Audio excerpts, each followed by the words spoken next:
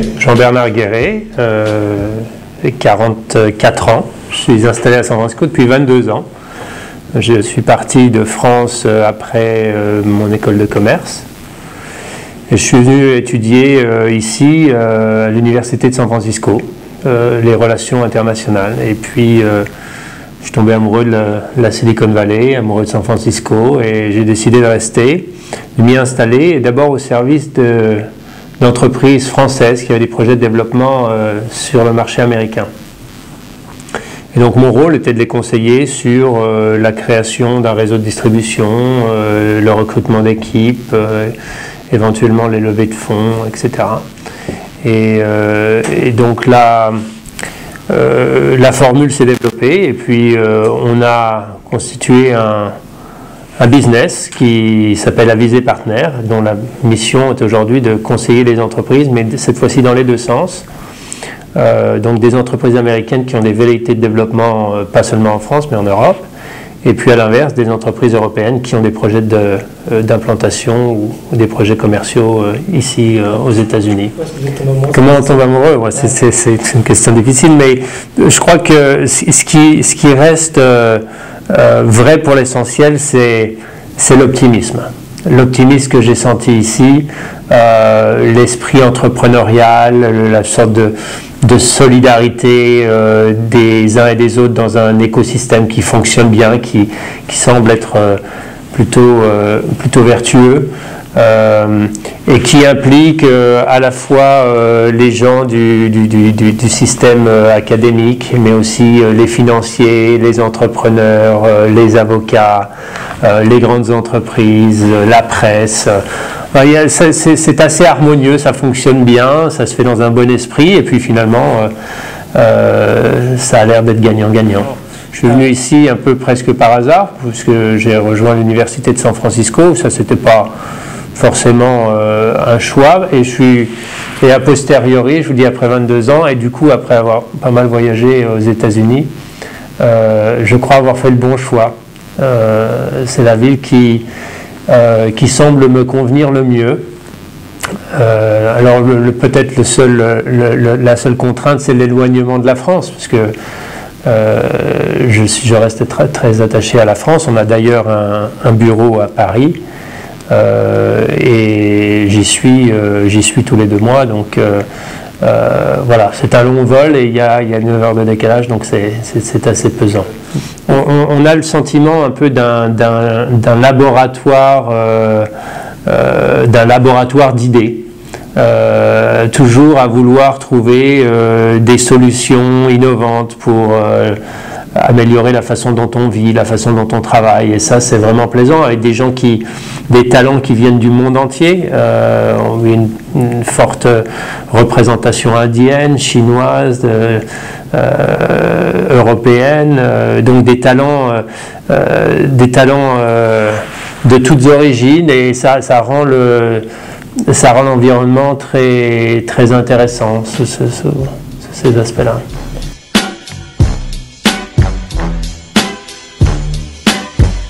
J'ai entamé ce projet tout de suite à la sortie de mon MBA, et on conseillait une entreprise à la fois, et puis après en avoir conseillé 70-75 sur des mandats qui sont finalement assez différents, qui vont de la recherche de clients, la mise en place de réseaux de distribution, la levée de fonds, l'achat, le rachat, l'acquisition d'entreprises ou la vente. Donc on conseillait une entreprise à la fois. J'étais là avec ma petite équipe, un analyste et une assistante, et puis on a aidé des entreprises comme Amazon, comme eBay, comme NetScreen, comme Visto, comme Webex, donc des noms qui résonnent dans la Silicon Valley et qui sont désormais des entreprises globales, et qui à un moment donné s'interrogeaient sur la pertinence d'aller ouvrir un bureau en Europe, à Paris ou à Amsterdam ou à Londres. On s'est senti porté par un mouvement qui est aujourd'hui semble irréversible, où les jeunes entreprises ont besoin de s'internationaliser de plus en plus tôt. Le marché européen pour les entreprises américaines, et à l'inverse le marché le marché américain pour les entreprises européennes sont des marchés prioritaires. On avait une certaine légitimité sur le sujet. Et puis on a commencé à organiser des événements pour se faire connaître et stimuler notre réseau des deux côtés de l'Atlantique. Donc un réseau qui a été construit sur 15 ans. Et à partir de 2006-2007, on a commencé à organiser des événements collectifs. Et l'idée, c'était d'identifier et de sélectionner les entreprises les plus prometteuses d'un côté et de l'autre de la rive. Et la promesse, c'était d'emmener ce groupe de CEO, de dirigeants d'entreprises à la rencontre de clients, de partenaires, d'investisseurs potentiels. Et donc en 2005, on a monté une opération qui s'appelait le French Tech Showcase. Et là, on avait sélectionné les 30 entreprises françaises les plus prometteuses. Alors, on avait mobilisé l'ensemble de l'écosystème français sur le sujet, c'est-à-dire Oseo, l'Agence française pour les investissements internationaux, UbiFrance, les fonds de capital risque, l'Agence française des investisseurs en capital, la FIC. Donc, tout le monde était de la partie. Et puis, on est venu montrer aux Américains que la France, c'était pas seulement une destination touristique, mais qu'il y avait aussi de l'innovation à différents niveaux, les grands groupes évidemment, donc on avait fait venir quelques grands groupes français, les centres de recherche, donc on avait l'INRIA, on en avait d'autres, le CEA, etc. Et puis au cœur du dispositif, on avait mis 30 dirigeants d'entreprises françaises, qui étaient là à la rencontre de Google, de Facebook, qui n'était d'ailleurs probablement pas créé, mais puisqu'on est en 2005, donc Google, Cisco, Hewlett-Packard, et tous ces grands noms, pour faire la démonstration, simplement dans la Silicon Valley, que la France pouvait être considérée comme un acteur important sur le sujet de l'innovation technologique. Et puis on a fait ça dans l'autre sens, on a créé le California Tech Showcase, et là on a amené 50 entreprises californiennes en Europe, à la rencontre de France Télécom, de Bertelsmann, de Lagardère, de Peugeot. Et là, on ciblait de la même façon les patrons de l'innovation des grands groupes européens qui s'intéressaient à ce qui se faisait, ce qui s'incubait dans la Silicon Valley. Et donc, on est resté sur ce modèle de conférence qui a vocation à donner un peu de visibilité, stimuler le réseau et un peu qualifier le deal flow pour aviser.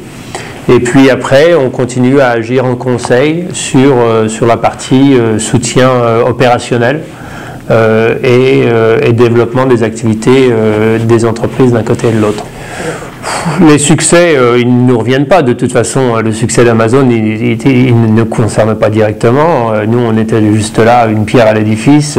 L'entrée sur le sujet d'Amazon, c'était le choix de localisation de leur premier centre de distribution en France, à Orléans. Et donc, on était impliqués dans des projets extrêmement séduisants qui ont aujourd'hui une reconnaissance, une visibilité importante. Je crois que le plus grand succès, c'est d'avoir contribué modestement à l'amélioration des relations entre l'Europe et les États-Unis sur le sujet de l'entrepreneuriat, des technologies, de l'innovation.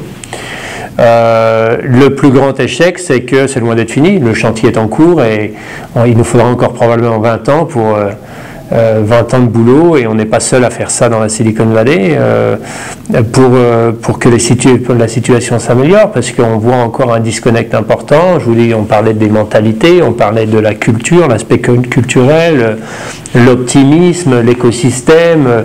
On a encore beaucoup de choses à apprendre les uns des autres, et donc voilà, le travail reste à faire.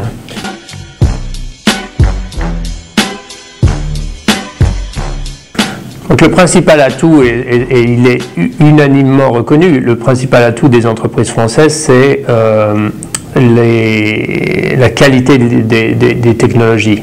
On a des ingénieurs extrêmement bien formés, d'ailleurs ils sont très courtisés par les grands groupes et les startups désormais américaines. des écoles comme Polytechnique ou nos chercheurs à l'INRIA, ou etc., sont courtisés. On leur fait des ponts d'or pour venir s'établir ici. Et d'ailleurs, voilà, les grands groupes ne s'y trompent pas. Ils sont des gens de qualité. Vous regardez aujourd'hui chez Facebook, chez Google, dans les fonds d'investissement, dans les startups, la France est extrêmement bien représentée. Hein. Parmi, même si on regarde des autres pays européens, la France est très bien représentée sur le sujet des technologies de l'information en particulier. Donc nos ingénieurs extrêmement courtisés, je crois que, bon là encore sans tomber dans les généralités, mais peut-être la complémentarité, c'est que les Américains sont très bons dans le packaging, dans la présentation des technologies et dans la façon dont ils adressent le marché.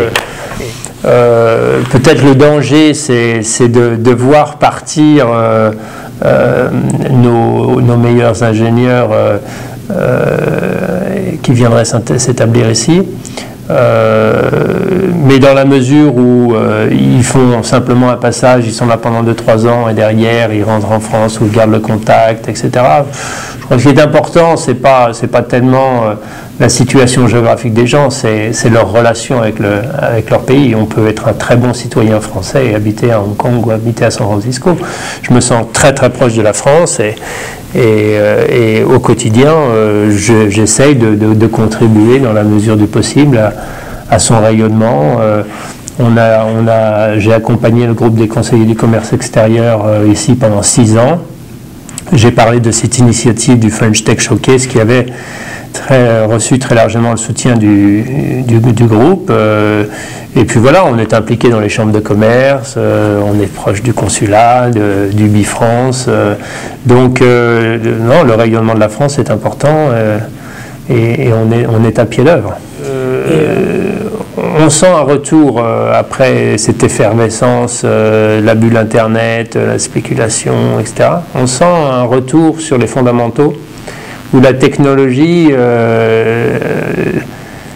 est placée au cœur du dispositif.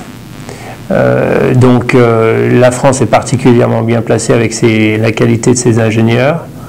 Et je crois que si on sait à travers un cycle d'études, un programme ici, des allers-retours réguliers, le coaching des conseillers pour les entrepreneurs ici, on a mis en place un programme de mentorship avec Vincent Worms du groupe Partech et puis un certain nombre d'autres conseillers. On a mis un programme de mentorship pour les CEO français de jeunes entreprises innovantes qui ont des projets de développement ici et qui ont besoin de comprendre l'environnement, etc. Donc c'est un programme gratuit, hein, on est dans notre rôle de conseiller bénévole.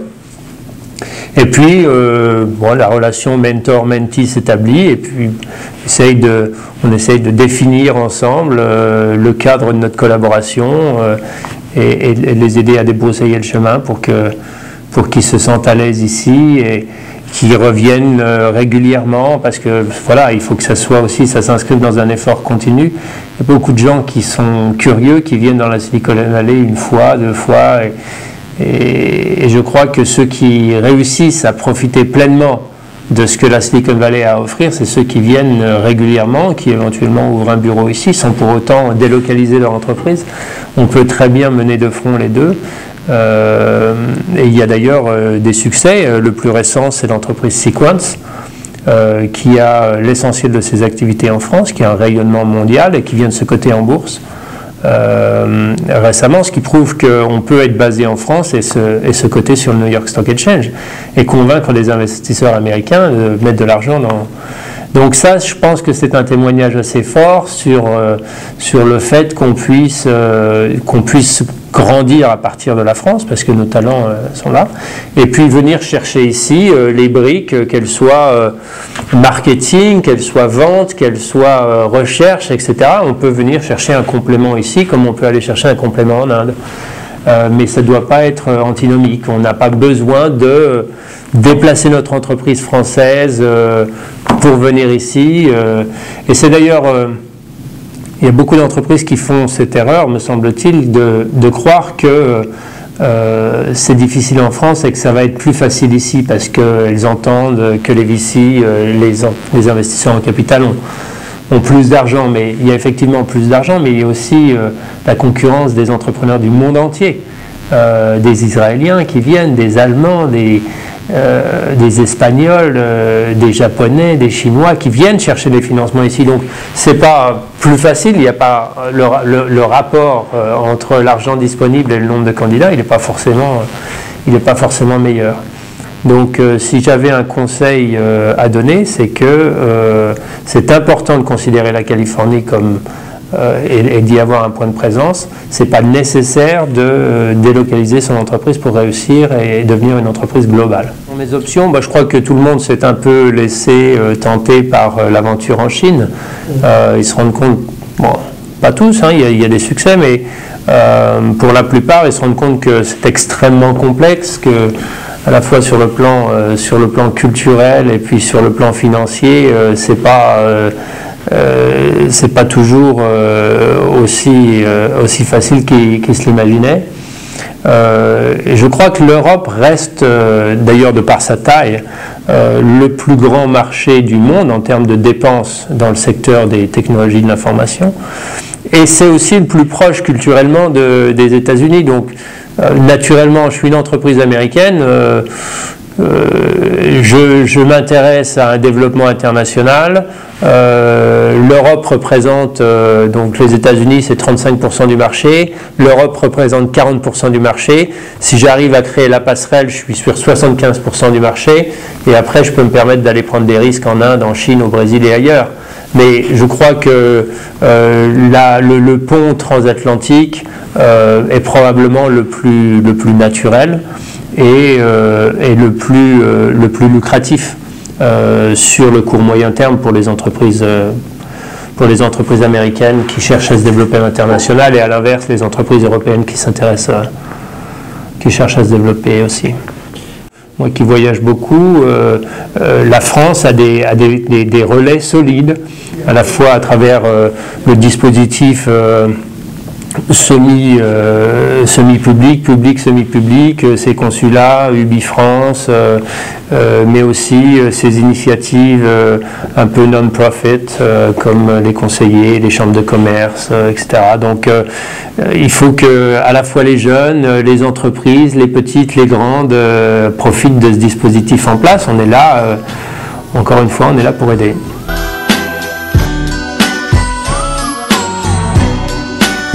Oui, alors la World Investment Conference, on en est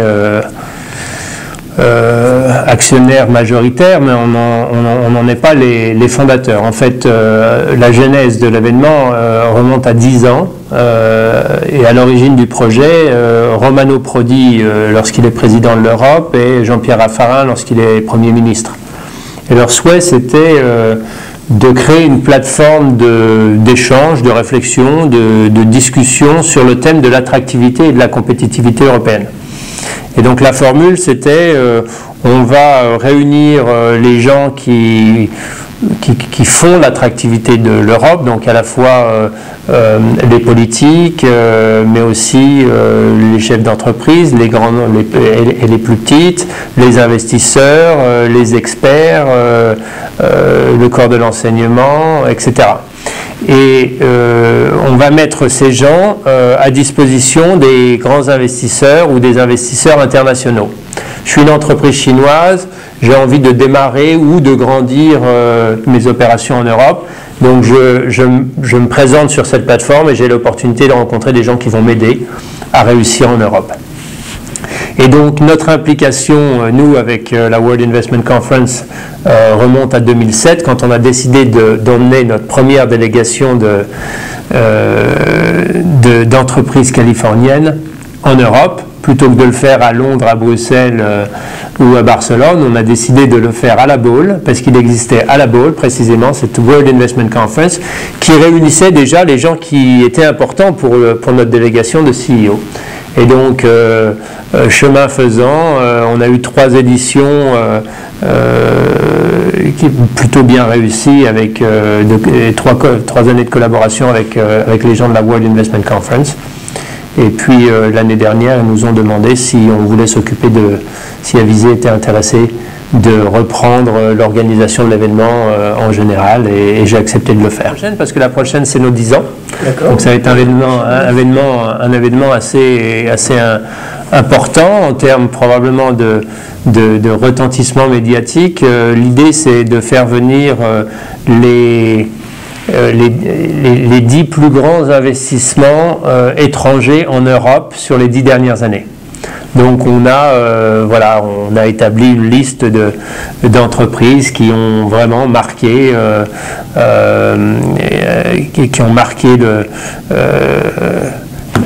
le dispositif en implantant une structure. Donc on considère des gens comme Disney, qui a ouvert Euro Disney à Marne-la-Vallée, des gens comme Toyota qui ont ouvert à Valenciennes, mais pas seulement en France, mais sur toute l'Europe. Donc ça va être une édition très intéressante. On est sur un format de petite taille, il y a 500 personnes, une trentaine de nationalités représentées. Cette année, on met le Brésil à l'honneur. Donc non, chaque année, alors la particularité de la conférence, c'est qu'à l'issue de chaque événement, on produit des recommandations qui sont portées à Bruxelles au président de l'Europe, Herman Van Rompuy. Et donc, chaque année, on adresse un certain nombre de sujets qui nous paraissent clés dans le dispositif d'attractivité et de compétitivité de l'Europe. Donc les infrastructures, l'éducation, etc. Donc on choisit nos sujets et puis on utilise, j'allais dire, le témoignage, l'expérience, la réflexion des dirigeants européens et étrangers pour nourrir notre réflexion et nos recommandations. Donc c'est un peu le principe. Donc c'est à la fois une plateforme de discussion, de réflexion, de networking. C'est sympathique, c'est à la Baule au mois de juin. Donc en général on a le soleil. Donc c'est un événement qui est assez unique à la fois dans son format, dans ses objectifs, et qui ressemble à assez peu de conférences que je connaisse.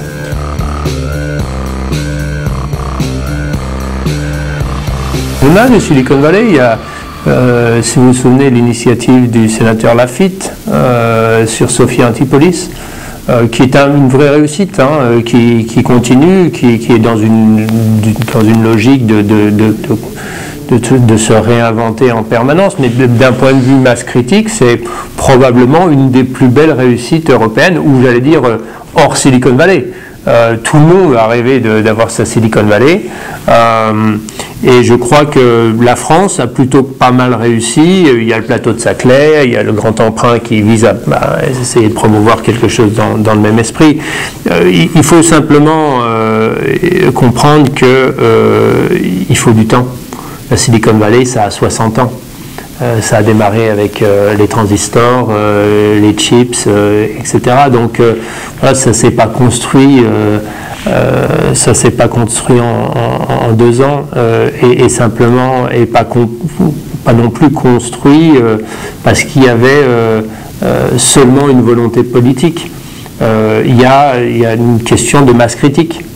La force de la Silicon Valley aujourd'hui, qui semble difficile à enrayer, c'est la présence de Google, c'est la présence de Facebook, c'est la présence de Hewlett Packard, de Cisco, qui nourrissent à la fois la vie sociale, mais surtout la vie de l'entreprise, la vie des entreprises.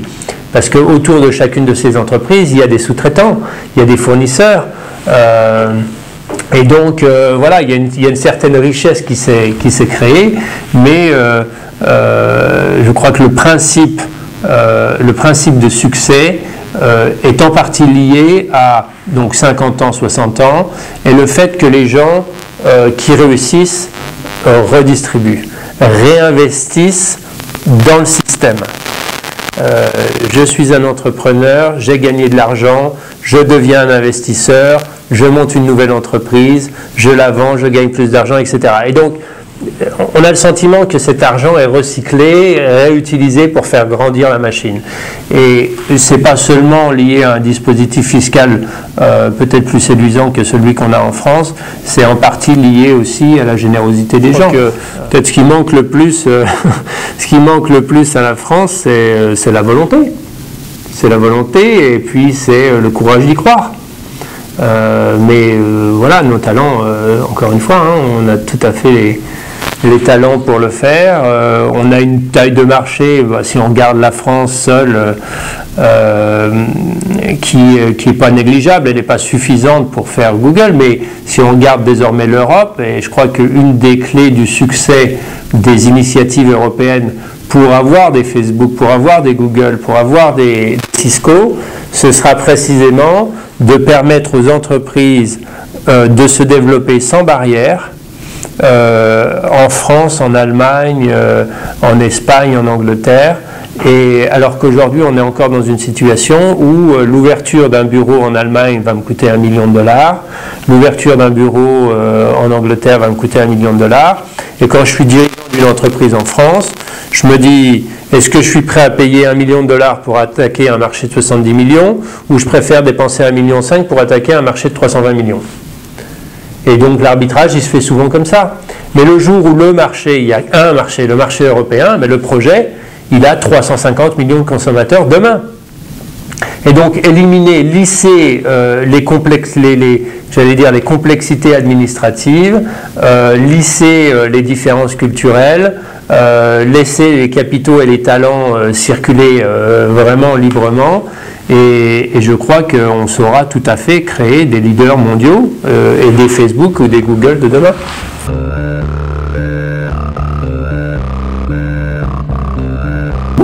On a le temps, hein, j'ai encore 20 ans devant moi, donc je crois qu'on est sur la bonne trajectoire.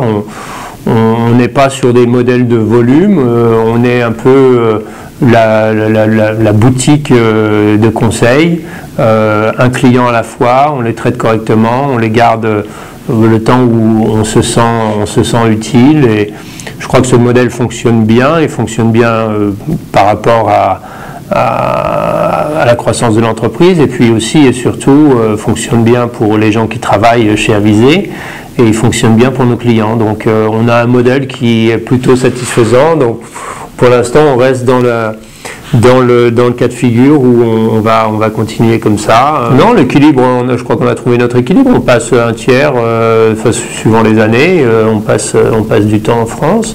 Et on pourrait demain imaginer passer 2 tiers de notre temps en France, 1 tiers ici, il n'y a pas de problème. Je crois que le modèle sur lequel on est plutôt convaincu que Paris, San Francisco, c'est plutôt deux lieux de vie qui nous conviennent, et à la fois pour les enfants, et puis il y a d'autres choses, hein. Il y a l'Inde, on est en train d'ouvrir un bureau en Inde, on organise une conférence en Inde au mois de février, on organise une conférence et on ouvre un bureau au Brésil fin 2012, donc voilà, hein, l'avenir nous dira, on est loin d'avoir exploré toutes les opportunités.